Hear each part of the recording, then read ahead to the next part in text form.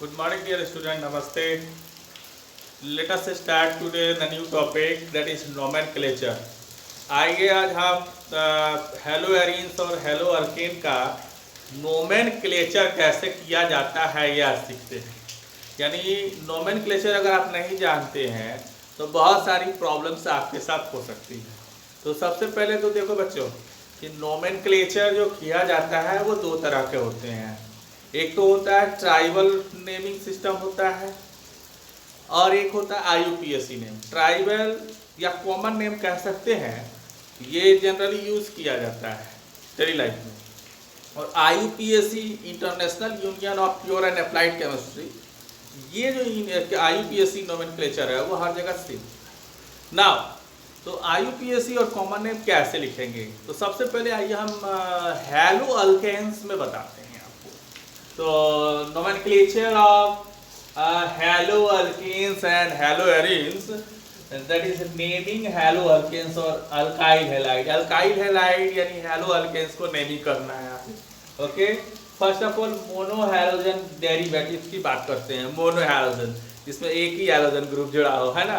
तो आइए सबसे पहले कॉमन नेम। कॉमन नेम में सिंपली आपको कुछ नहीं करना है, तो इसमें आपको अल्काइल और हैलाइड जोड़ देना है। Alkyl halide, alkyl plus halide, alkyl halide.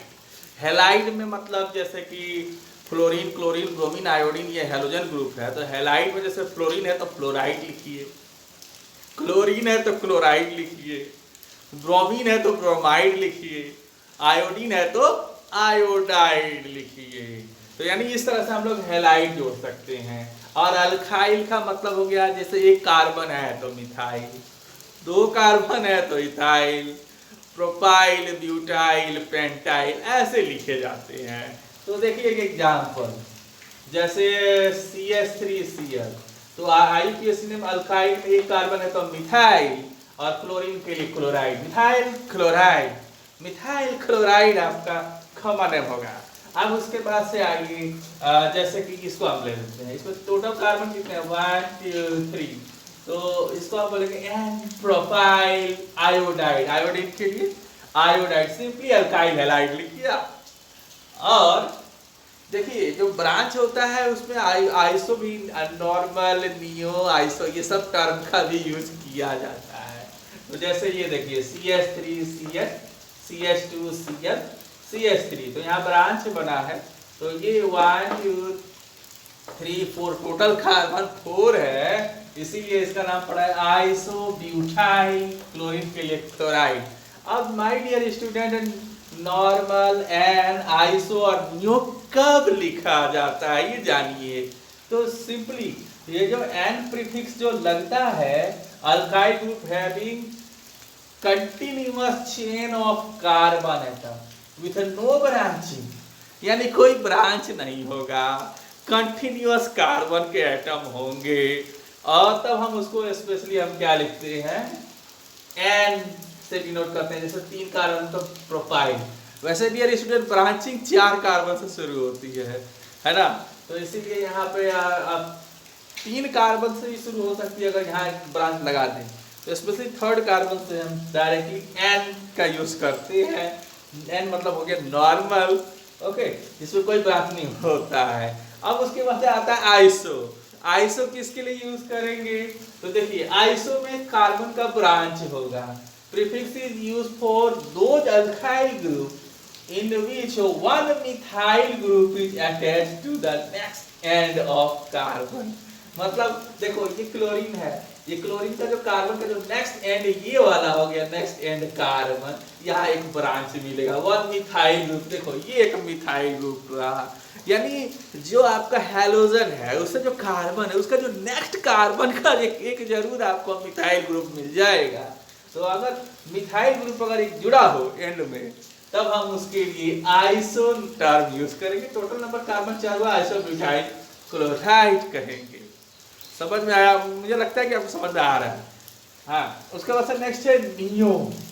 Neo term किसके लिए हम यूज करेंगे, is used for alkyl group which have 2 methyl group attached to the next end of carbon. यानी जो जो हैलोजन ग्रुप का जो कार्बन होगा उसका जो नेक्स्ट कार्बन होगा कम से कम 2 मिथाइल ग्रुप होना चाहिए।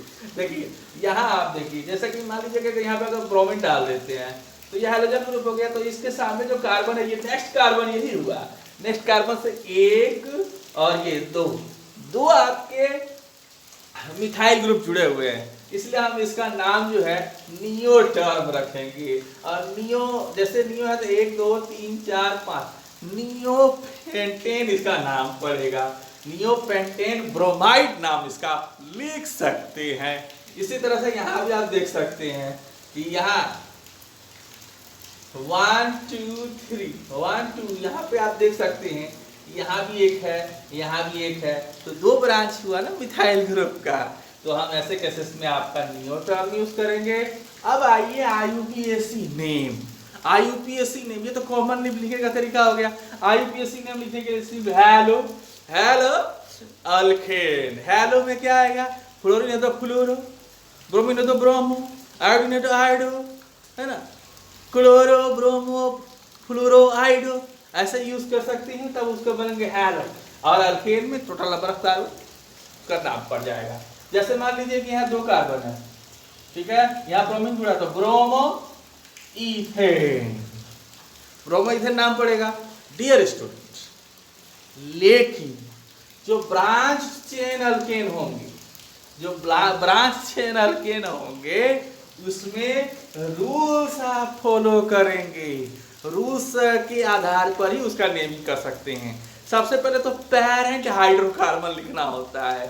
जैसे मान लीजिए कि ये है, इसका पेरेंट हाइड्रोकार्बन, जैसे ये लॉन्गेस्ट चेन यही हुआ तो ये पेरेंट हाइड्रोकार्बन माना जाएगा। उसके बाद से इसका नंबरिंग इस तरह से करिए, है ना, कि लोएस्ट लोकेंट रूल का याद रखना होगा। लोएस्ट लोकेंट रूल होना चाहिए। तो देखो यहाँ से एक ब्रांच निकल रहा है तो ये इसका 2 आ गया, यहाँ से एक ब्रांच निकल रहा है तो इसका 4 आ गया, और यहाँ एक ब्रांच निकल रहा है तो ये 5 आ गया। तो यानी ये लोएस्ट लोकेंट रूल में फिट बैठता है। तो हम इसको लिख सकते हैं 5 से क्लोरो हेलोजन जुड़ा हुआ है तो 5 क्लोरो, 2 यहाँ आपका मिथाइल है, यहाँ 4 पे भी मिथाइल है, 1 कार्बन है मिथाइल है, 2 मिथाइल, 4 मिथाइल लिखेंगे तो गलत हो जाएगा। 2 बार मिथाइल है तो डाई यूज करिए, 3 होगा तो ट्राई यूज करिए, यानी 2 4 डाई मिथाइल। पेरेंट का नाम क्या है, टोटल 7 कार्बन है तो हेप्टेन, यहाँ आपका हेप्टेन नाम पड़ जाएगा।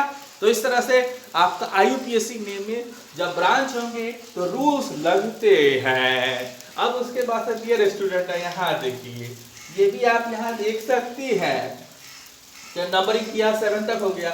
इसमें एक ब्रांच इधर है और एक ब्रांच इधर है, तो यहाँ पे देखो, एक तो 4 पे ब्रांचिंग है और एक आपका 5 पे ब्रांचिंग है, और हाइड्रोजन ग्रुप आपका 2 से निकला था, 2 ब्रोमो 4 5 डाई मिथाइल हेप्टेन। और डियर स्टूडेंट, अगर यहाँ आप देख सकते हो कि यहाँ ब्रांचिंग, यहाँ पे देखो 2 कार्बन का ब्रांच यहाँ लगा हुआ है और एक आयोडीन यहाँ लगा हुआ है, तो इसके लिए तो 3 आपका 3 इथाइल हो जाएगा और इसके लिए 5 आयोडो होगा।